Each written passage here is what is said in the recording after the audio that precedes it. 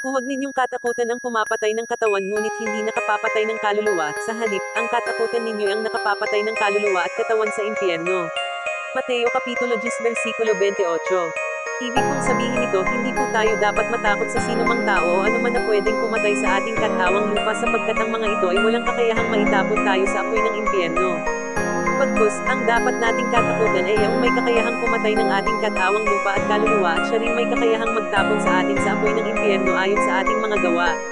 Ito ay walang iba kundi ang ating Panginoong Hesukristo sapagkat siya ang nagbigay sa atin ng ating mga buhay at siya lang rin ang may karapatang kumuha nito sa atin kaya po maliwanag na kahit sino man sa atin ay walang karapatang pangunahan siya sa nais niyang mangyari sa ating mga buhay.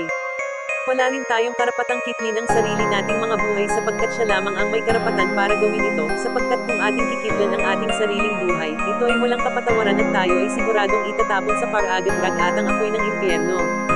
Purihin ang Panginoon, sapagkat sa Kanya ang kaharian, ang kapangyarihan at ang kapurihan, magpakailanman. Amen.